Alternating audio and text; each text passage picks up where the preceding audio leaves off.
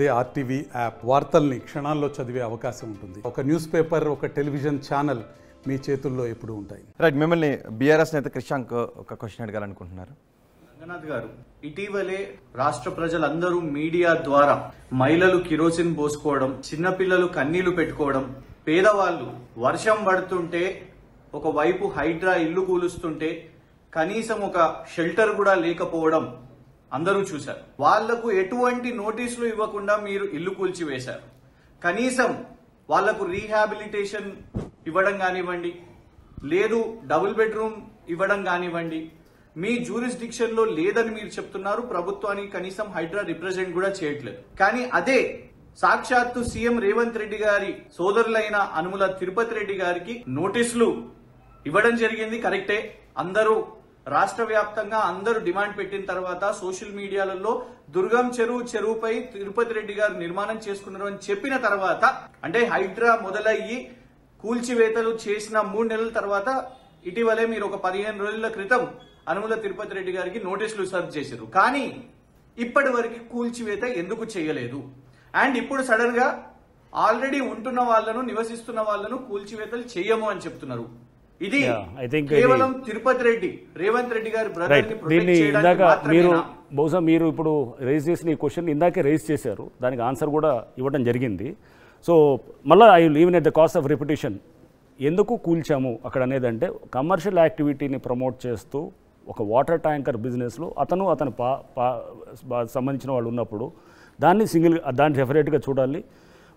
వేరే ఒక పేదవాళ్ళు ఉండేటటువంటి మామూలు ఎస్టాబ్లిష్మెంట్స్ లైక్ మీర్పేట దగ్గర, లేకపోతే ఇందాక చెప్పాను ఎన్ కన్వెన్షన్ దగ్గర, ఆ చుట్టుపక్కల ఉన్నటువంటి దాని దగ్గర ఉన్నప్పుడు దాన్ని అంటే నేను ల్యాండ్ గ్రాబ్ చేస్తున్నాను, నేను ల్యాండ్ గ్రాబ్ చేసి నేను అక్కడ ఒక యాక్టివిటీ పెడుతున్నాను, షెడ్లు పెడుతున్నాను, అందరికి షెడ్లు పెట్టి నేను మొత్తం వచ్చినోడి కల్లా షెడ్డు నాకు ఇదిగో నెలకి 5,000 ఇవ్వమని అంటాను, ఇచ్చి నేను అక్కడ పెడితే కనుక డెఫినెట్గా అది కూల్చడానికి తప్పకుండా కూల్చాలి. ఎందుకంటే ఎగ్జాక్ట్లీ కమర్షియల్ ఎలిమెంట్ ఉన్న దాంట్లో చేయాలి. అదే సపోజ్ మామూలుగా పేదవాళ్ళు వెళ్ళి ఒక దగ్గర వాళ్ళు ఇల్లు కట్టుకున్నారు, దాన్ని చేయం. సో దాని వెనకాల ఉన్న ఎజెండా ఏంటి అనేది తీసుకొని, అంటే ఒక దాన్ని చేసే ముందు వెనకాల చాలా హోంవర్క్ జరిగి నేను అదిగో చెప్పాను, ఊరినే వెళ్ళి ఒక రోజు వెళ్ళి బుల్డోజర్ వెళ్ళి కూలగొట్టడం కాదు, వెనకాల హోంవర్క్ జరుగుతుంది. ఆ జరిగిన తర్వాత ఇది అంతా కూడా కమర్షియల్ యాక్టివిటీ కోసం దీన్ని వాడుతున్నప్పుడు దీన్ని తప్పకుండా ఇప్పుడు చెక్ చేయకపోతే కనుక ఇట్లా ఒకరిని చూసి ఒకటి తయారవుతుంటాడు. ఒకరిని చూసారు. ఇంకోటి ఇందాక చెప్పారు తిరుపతి రెడ్డి గారికి అసలు మేము నోటీసులు ఇవ్వలేదు, ఇందాక అది కూడా చెప్పాను. ఏది అడ్వకేట్ కమిషను 11 చెరువులు ఏదైతే ఉన్నాయో యాజ్ పార్ట్ ఆఫ్ దట్ చాలామందికి ఇచ్చారు. సెలెక్టివ్గా పిక్ చేయడం అనేది I don't want get in to politics and those things, దానికి నేను I don't want answer those things. But దాంట్లో క్లియర్గా హైడ్రాకి సంబంధం లేదు అండ్ హైడ్రా ఇవ్వలేదు.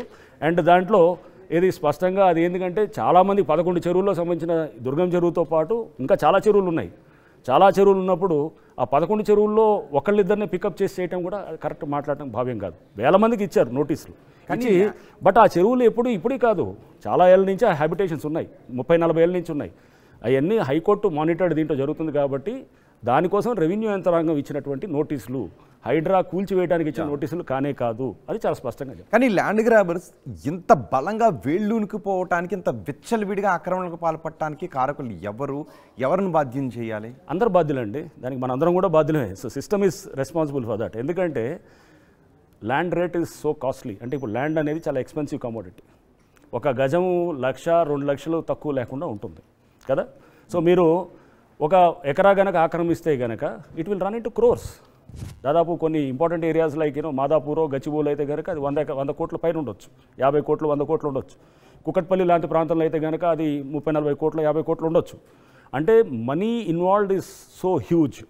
దానివల్ల దానికి ఎప్పుడైతే కనుక దాని వాల్యూ పెరిగే కొద్దీ వెస్టెడ్ ఇంట్రెస్ట్లు కూడా, సెల్ఫిష్ ఇంట్రెస్ట్లు కూడా చాలా పెరుగుతాయి. పెరిగినప్పుడు దాని చుట్టూ ఇది ఎవరుంటారు?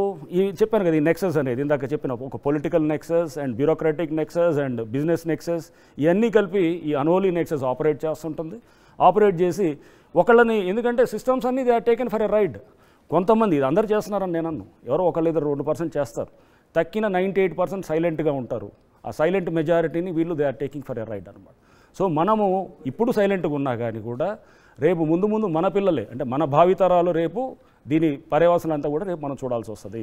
రేపు దీని ఎఫెక్ట్ అంతా కూడా ఒకళ్ళిద్దరూ బాగుంటే సరిపోదు కదా, సమాజం అంతా బాగుండాలి, సొసైటీ అంతా బాగుండాలి. అందరూ సమాజం బాగుండి వీళ్ళు రేపు ఏమో వాళ్ళు కూడా పెద్ద పెద్ద ఇల్లులు కొనవచ్చు. అక్కడ ఎవడో కబ్జా చేసిన వాడు పెద్ద పెద్ద ఇల్లు వాళ్ళు కూడా రేపు కబ్జాల్లో ఉండొచ్చు, లేకపోతే వాళ్ళు కూడా వాటర్ లాగింగ్లో ఉంటారు, ఇదే ట్రాఫిక్ జామ్లో చిక్కుంటారు. ఇదే పరిస్థితులు వాళ్ళకి వాళ్ళు ఎవరైనా కొనుక్కునేటప్పుడు ఆ జాగ్రత్తలు చూసుకునే కొనుక్కోండి కూడా. ఎగ్జాక్ట్లీ అది ఉండాలండి.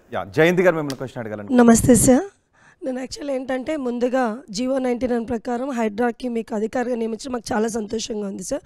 ఇప్పుడు మేము ఏమంటున్నామంటే భావితరాలకు మీరు ఎలాగైతే చెప్తున్నారో 56 చెరువులు కబ్జాకు గురైన ముఖ్యంగా ప్రధాన కారణం అదే.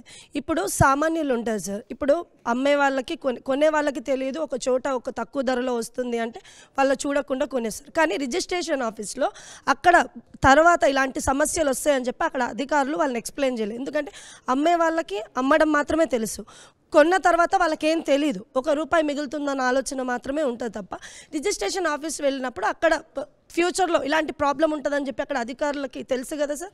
అధికారుల పాత్ర కూడా దీంట్లో ఉంది కదా, అధికారులు చెప్పాల్సిన అవసరం ఉంది కదా. అలా అంటే దీంట్లో రిజిస్ట్రేషన్ కాబోతే నోటరీ చేసుకొని కొనే వాళ్ళు కూడా ఉన్నారు. మీరు అది కూడా తెలుసు. నేను దానికి ఏమంటున్నానంటే పబ్లిక్కి తెలియదు అనేది ఇందాక చెప్తున్నాను. ఇది ignorance of law is no excuse. మీరు చేయాల్సిన డ్యూ డిలిజెన్స్ అంటే అక్కడ ఇన్ని ఇండికేషన్స్ ఉన్నాయి. మీకు ఇందాక ఇది డిండిగల్లో చెప్పాను, ఇండికేషన్స్ కేసులు పెట్టారు, ఆ పంచాయత్ సెక్రటరీ తప్పుగా అతని మీద కేసులు పెట్టారు, డెవలపర్ మీద కేసులు పెట్టారు, ఆ 2 విల్లాస్ కూలగొట్టారు 2 ఏళ్ల క్రితం, హైకోర్టులో నలిగింది. ఇన్ని ఇండికేషన్స్ ఉన్న తర్వాత మళ్ళీ ఎలా కొంటాం? మళ్ళీ కొన్ని మీరు రిజిస్ట్రేషన్ దగ్గర ఆపమంటే కానీ నోటరీ చేసుకుంటున్నారు. అంటే తక్కువ రేటుకు వచ్చిందనో, లేకపోతే ఏది ఈజీగా మనకి కాస్త ₹4 ఇక్కడ తక్కువ అవుతుందనో, ఇట్లా ఎవరికి వాళ్ళ ఆలోచనలతోటి ఉండొచ్చు, లేదా కొంతమంది జెన్యూన్గా మోసపోయి ఉండొచ్చు. నేను కాదన్ను. ఆ డ్యూ డిలిజెన్స్ అనేది you have to do it. దానికి కూడా రేపు ప్రభుత్వాలు మీరు అన్నట్టు దీనికి ప్రభుత్వం కూడా చాలా సీరియస్గా ఆలోచన చేస్తుంది. ఎఫ్టీఎల్ ఆల్రెడీ నోటిఫై అయింది, మొత్తం ఇది ఉంది. దాన్ని ఇంకా యూజర్ ఫ్రెండ్లీ భాషలో ఒక గూగుల్ అర్త్లో చూడంగానే మేము కూడా ఒక తయారు చేస్తున్నాం. అంటే సెంటర్ ఫర్ గుడ్ గవర్నెన్స్ వాళ్ళు మాకు వర్క్ చేస్తున్నారు హైడ్రాకి చేస్తూ. రేపు ఏంటంటే నేను నించొని నేను బఫర్లో ఉన్నానా లేకపోతే ఏది నేను ఎఫ్టీఎల్లో ఉన్నానా అనే తెలుసుకునేటటువంటి పద్ధతిలో ఒక మా అప్లికేషన్ కూడా ఒకటి తయారు చేస్తున్నాం. సో అంటే యూజర్కి కాస్త ఇదంతా ఈ ట్రాన్సిషన్ ఫేజ్ అంటే పాత ఇన్నాళ్ళు ఒక సిస్టమ్ దానికి గత చాలా సంవత్సరాలు ఒక సిస్టమ్ జరుగుతుంది. ఇప్పుడు కొత్త సిస్టమ్కి వెళ్తున్నాం. ఈ ట్రాన్సిషన్ ఫేజ్లో కొంత హేజినెస్ ఉంటుంది, కొంత అంటే క్లారిటీ లేని. సినిమాలకు వెళ్ళాం అనుకోండి, సినిమాలకు వెళ్ళంగానే చీకటిగా ఎంటర్ అవ్వగానే కాసేపు కనపడదు. ఎందుకంటే మళ్ళీ ఐస్లో రాడ్స్ అండ్ కోడ్స్ ఉంటాయి, అడ్జస్ట్ అవ్వడానికి కొంత టైం పడతాయి అన్నమాట. అంటే అడ్జస్ట్మెంట్ టైం ఒక 1 minute 2 minutes ఉంటుంది. ఎట్లనే ఇన్నాళ్ళు జరిగినటువంటి దానికి ఇప్పుడు ఈ ట్రాన్సిషన్ ఫేజ్లో కొంత టైం పడుతుంది. కొంత ఈ ట్రాన్సిషన్ అంటే it will take few months. Maybe ఇవన్నీ కూడా ఏంటంటే ఈ టైంలో కొంత ఈ సెటరేట్ అయ్యే క్రమంలో అంటే ఒక 2 months పట్టవచ్చు, 4 నెలలు పట్టవచ్చు, 6 నెలలు పట్టవచ్చు. ఇవన్నీ సిస్టమ్స్ అన్ని ఒకసారి వచ్చిన తర్వాత you will see a better system రేపు తర్వాత అనమాట. ఎవడైనా కానీ చెరువు దగ్గర ఎఫ్టీఎల్ అంటే అమ్మో వద్దు అని అంటారు, లేదా అధికారులు కనుక ఇష్టానురీతంగా చెరువు దగ్గర పర్మిషన్ ఇవ్వాలంటే వద్దు అనుకుంటారు. అంటే ఇవన్నీ కూడా రేపు మెల్లిగా ఈ ట్రాన్సిషన్ ఫేజ్లో జరిగేటటువంటి దీనిగానే చూడాలి తప్ప కానీ మనము ఇప్పుడు జరిగే దాన్నే ఎప్పుడు ఉంటుందని అనుకోవడానికి మేము అలా అనుకోవట్లేదు సార్. యాక్చువల్ ఎందుకంటే మేము హైడ్రాని స్వాగతిస్తున్నాం. కాకపోతే సామాన్యులకి హైడ్రా అనే దాని మీద పూర్తి అవగాహన లేదు సార్. వాళ్ళకి ఏంటంటే గత ప్రభుత్వం ఉన్నప్పుడు మా ఇల్లు కూల్చలేకపోయినా ఈ ప్రభుత్వం వచ్చినా కూల్చుతుందనే తప్ప భావితరాలకి మన పిల్లల భవిష్యత్తు ఎలా ఉంటుంది. ఇప్పుడు చిన్నపాటి వర్షం వస్తేనే ఇళ్ళల్లోకి నీళ్ళు వచ్చేస్తున్నాయి సార్. అంటే ఆ ప్లేస్లో గతంలో ఎప్పుడో ఒకసారి చెరువులు ఉన్నాయన్న విషయము వాళ్ళకి తెలియాలా. ఎందుకంటే ఓపెన్ ప్లేస్ ఒక్కటే చూస్తున్నారు తప్ప అక్కడ చెరువు ఉందా లేకపోతే ఓపెన్ ప్లేస్ అన్న ఎవరికి తెలియట్లేదు. మేమేం అడుగుతున్నామంటే ఇప్పుడు సామాన్యులు ఉంటారు సార్, వాళ్ళు సపోజ్ చేసి ఇల్లు కట్టుకుంటారు. మిమ్మల్ని మేము తప్పు పట్టట్లేదు, ప్రభుత్వం తప్పు పట్టట్లేదు. వాళ్ళకి ఏంటంటే కొంచెం సమయం ఇవ్వాలా. వాళ్ళకి ఎక్కడన్నా మీరు మనం ఒక పెళ్లి చేసేటప్పుడు ఎన్ని ఎంక్వైరీస్ చేస్తాము అవునా కదా. చాలా మనం అబ్బాయి గురించి ఏంటనేది అమ్మాయి గురించి ఏంటనేది రకరకాలుగా మనం ఎంక్వైరీస్ చేస్తాం. ఒక ఇల్లు మనం కష్టపడి మనం వెచ్చించి సొమ్ముని మనం గనక పెట్టి చేస్తున్నప్పుడు ఎంక్వైరీస్ చేయాలా లేదా.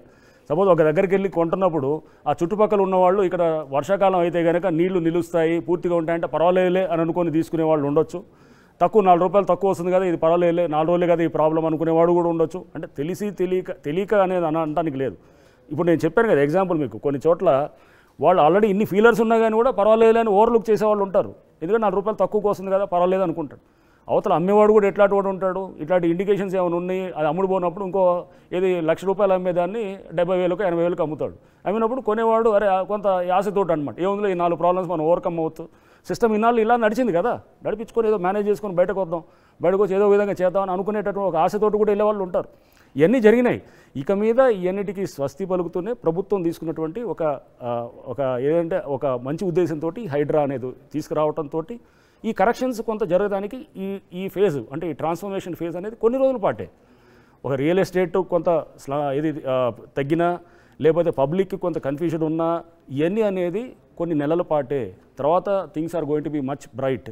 క్వాలిటీ ఆఫ్ లైఫ్ అనేది నిజమైన క్వాలిటీ అంటే మనకు రోడ్లు లేకపోతే ఏది మంచి బిల్డింగ్లు ఇవన్నీ అనేది క్వాలిటీ ఆఫ్ లైఫ్ నేను కాదన్ను. దానికన్నా ముందు మనం అన్నీ చేసుకుంటూ విల్లాలు మనం చూసాం ఎక్కడో ఏది మోకిలా దగ్గర వాళ్ళు 5 కోట్లు 10 కోట్లు పెట్టుకొని వాళ్ళంతా నీళ్ళల్లో ఉన్నారు. క్వాలిటీ ఆఫ్ లైఫ్ అదంతా మరి క్వాలిటీ ఆఫ్ లైఫ్ కింద వస్తుందా? కాదు కదా. సో అన్నిటినీ మనం చేయాలి, అన్నిటినీ మనం అడ్రస్ చేస్తే నిజంగా quality of life sustainable development అనేది that is what is required for మన సొసైటీకి అన్నమాట. రంగనాథ్ గారు అదే సమయంలో కత్వ చెరువు దగ్గర తొలుత ఇరిగేషన్ శాఖ అధికారులు వచ్చినప్పుడు 8 చెరువులే బఫర్ జోన్లో ఉన్నాయని చెప్పారన్నారు. తర్వాత 8కి ఇంకో 20 యాడ్ చేశారన్నారు. ఇప్పుడు 13 కూల్ చేశారు అని వాళ్ళు చెప్తున్నారు. సో అధికారుల దగ్గర ఈ కన్ఫ్యూజన్ ఎందుకు ఉందంటారు? దానికి అసలు యాక్చువల్గా చెప్పాలంటే ఏ విల్లాకి కూడా పర్మిషన్ లేదు. అన్నీ కూడా నిన్న నాకు ఎవరో ఒక ఐఏఎస్ ఆఫీసర్ ఆయన who he's handle this subject చెప్తున్నారు. ఇదంతా నేను ఉన్నప్పుడు కూడా టేకప్ చేశాం సార్, దీనికి ఎవరికి పర్మిషన్ లేదు విల్లాస్ అన్నిటికి కూడా, ఇది చాలా నలిగిందని చెప్పి. సో మేము యాక్చువల్గా 13-14 లిమిట్ చేసాము. బట్ ఎందుకంటే సిన్స్ బికాస్ FTLలో దీంట్లోకి వస్తుంది. బట్ పర్మిషన్స్ లేని అనేది దానికి అన్నిటి మీద మేము వెళ్ళాల్సిన అనేది కాదు. మేము ఓన్లీ FTLలోకి వచ్చిన వాటి వరకు అండర్ కన్స్ట్రక్షన్ దాంట్లో కొంతమంది మాట్లాడారు, వచ్చి ఏది సామాను బయటికి తీసుకొచ్చారు. తెచ్చిన తర్వాత మేము మా అధికారులకు హెచ్చరించామన్నమాట, లేదు ఫ్యామిలీ ఆల్రెడీ దిగుంటే కనుక లేదు. రేపు అతన్ని తీయాలంటే కనుక డిఫరెంట్ పద్ధతులు ఉంటాయి. రేపు అది ఏది చేసేది అతనికి ఏది బాగా టైం ఇచ్చి అతని ఫ్యామిలీ వేరే చూసుకోవడానికి ఇదంతా కూడా జరిగే పద్ధతి చాలా ఉంటుంది. బట్ ఏదైతే అన్ఆక్యుపైడ్ ఉన్నటువంటి ప్రెమిసెస్ ఉన్నాయో అయ్యే డిమాలిష్ చేసాం తప్ప కానీ. సేమ్ ఎగ్జాంపుల్ బొమ్మరుకు ద్వారా మేము చేసాం ఏది శాస్త్రీపురం లేఅవుట్లో ఏదైతే కన్స్ట్రక్షన్ అవుతున్న బిల్డింగ్స్ శాస్త్రీపురం రాజేంద్ర NPA దగ్గర నేషనల్ పోలీస్ అకాడమీ కన్స్ట్రక్షన్ అవుతున్న బిల్డింగ్స్ను కొలగొట్టాం. పక్కనే ఆక్యుపై చేసిన బిల్డింగ్ పక్కనే ఉంది, దాన్ని టచ్ కూడా చేయలేదు. రంగనాథ్ గారు చేయలేదంటే కూడా ఇదే అనమాట కారణం. ఓకే, వాళ్ళ ఇంట్లో ఉంటున్నారు కాబట్టి ఫస్ట్ ఉన్నారు. తప్పకుండా అండి ప్రభుత్వం కానీ హైడ్రా ఎవరండి ఇదంతా మేమంతా మనుషులమే కదా. అండ్ మనుషులము we have a human angle అందరిలో ఉంటుంది. పేదవాళ్ళని రోడ్డు మీద వేయాలనో లేకపోతే వాళ్ళని తీసుకొచ్చి చేస్తే దాని ద్వారా మాకేమి that is a very sad situation ఎవరికైనా కానీ కూడా. బట్ ఎవరన్నా ముందు పెట్టి ఎవరిని కూడా బయటకు తీసుకొచ్చి ఎగ్జాక్ట్లీ ఇప్పుడు చేయలేదు. బట్ వెనకాల డ్రామాలు చేసేటటువంటి ఈ కార్యక్రమాలు జరిగేదాన్ని ఖచ్చితంగా చేస్తాం. ఇందాక చెప్పాను మీకు ఎగ్జాంపుల్స్ లైక్ చింతల చెరువు అండ్ సున్నం చెరువు ఇట్లా అలాంటిది చేసే దగ్గర అది చేసామనుకోండి we are following into a trap. నువ్వు అతను చూపించిన దాని ట్రాప్లోకి వెళ్ళిపోయి రేపు అరే వాళ్ళు పేదవాళ్ళు ఉన్నారు వాళ్ళు టచ్ చేయొద్దంటే కనుక నెక్స్ట్ ఇంకో 100 మంది తయారవుతారు. ఆ ట్రాప్లోకి వెళ్ళకూడదంటే ఆపాలంటే కనుక ఖచ్చితంగా we have to be harsh అక్కడ అటువంటి. సో రావచ్చు మీడియాలో ఏంటి అక్కడ ఆ టైంలో అతను ఏది మొత్తం కిరోసిన్ పోసుకొని నేను ఇది చేస్తాను అది చేస్తాను అనుకున్నాడు. ఓకే, బ్యాక్గ్రౌండ్ అంతా కూడా మాకు తెలుసు కదా. అయితే దానికి ఆల్రెడీ దానికి చాలా ఎక్కువ హోంవర్క్ చేసి మీరు నేను చెప్పాను గూగుల్ ఎర్త్కి వెళ్ళి మీరు ఒకసారి చూస్తే కనుక అక్కడ 10 ట్యాంకులు కనపడతాయి. ఇప్పుడు మీరు ఎప్పుడు పాత డేట్తో కూడా 1 ఇయర్ డేట్తో చూస్తే కూడా కనపడతాయి అన్నమాట.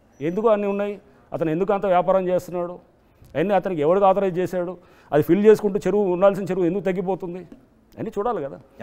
రంగనాథ్ గారు ఎవరైతే ఉంటున్నారో డ్వెల్లింగ్ హౌజుల్ని కూలగొట్టట్లేదు అంటున్నారు, కానీ కొన్ని అపార్ట్మెంట్లు లేదంటే కొన్ని విల్లాలు వాళ్ళు డౌన్ పేమెంట్ చేసి లేదంటే లోన్కి వెళ్ళి ఉంటారు, త్వరలో ఆ ఇంట్లోకి నేను గృహప్రవేశం చేస్తున్నాను అనుకుని అలాంటి సమయంలో వాటిని కూల్చేయడం ద్వారా వాళ్ళ భవిష్యత్ కళలన్నీ వెళ్ళిపోతుంటుండే.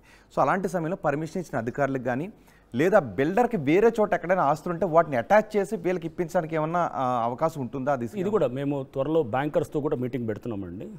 నిన్న క్రెడై వాళ్ళు కూడా they have floated this suggestion బ్యాంకర్స్తో. ఇప్పుడు ఇక్కడ మీకు ఎగ్జాంపుల్ డిండిగల్లో కూడా అదే చూడండి, ఆ పర్మిషన్స్ అన్ని అనాథరైజ్ పర్మిషన్స్ ఎవరు పంచాయత్ సెక్రటరీ ఇచ్చిన దానికి, but still bankers have given permission.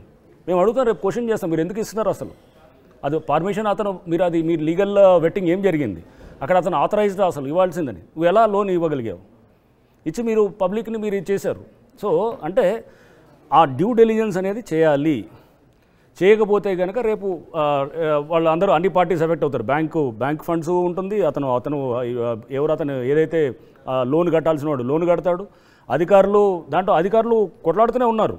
దాంట్లో యాక్చువల్గా డిండిగల్ ఈజ్ మల్లంపేట చెరువు దగ్గర జరిగినటువంటి ఇట్స్ వెరీ క్లాసిక్ కేస్. ఇన్ని కేసులు పెడుతూ వచ్చారు. మీరు ఇప్పుడు జస్ట్ మీరు యూట్యూబ్లో కూడా చెక్ చేస్తే కూడా దొరుకుతాయి అన్నమాట, మీకు అన్ని ఆ లింక్లన్నీ వస్తాయి. ఆ పాత అన్నీ కూడా చెక్ చేస్తే కేసులు పెట్టింది ఆ పంచాయత్ సెక్రటరీ మీద పెట్టింది, లేకపోతే ఆ బిల్డర్ మీద పెట్టింది, 2 విల్లాలు కూల్చడానికి వెళ్ళి కూల్చారు, అన్నీ జరిగినాయి. అయినా కానీ కూడా ఇట్లాంటి అన్నింటిలో కూడా మీరు చేయాల్సిన కొన్ని ఒకరి విల్లా తక్కువకు వస్తుందనో లేదా మీరు సరైన ఎంక్వైరీ చేయకుండా మీరు సరైన ప్రాపర్ ఇది చేయకుండా పోతే ఒక పెళ్లి చేసుకుంటామండి, సరైన ఎంక్వైరీ చేసుకోకుండా రేపు అక్కడ వెళ్ళిన తర్వాత అర్థమైతే ఆ పిల్లవాడో లేకపోతే ఎవరో అబ్బాయి ఏదో అతనికి అన్ని రకరకాల ప్రాబ్లమ్స్ ఉన్నాయని. ప్రాబ్లం ఎవరిది అంటారు? నీ ఎంక్వైరీ సరిగ్గా చేయలేదు, అంతేగాని ఎవరినో వాళ్ళని బ్లేమ్ చేస్తే ఎలా?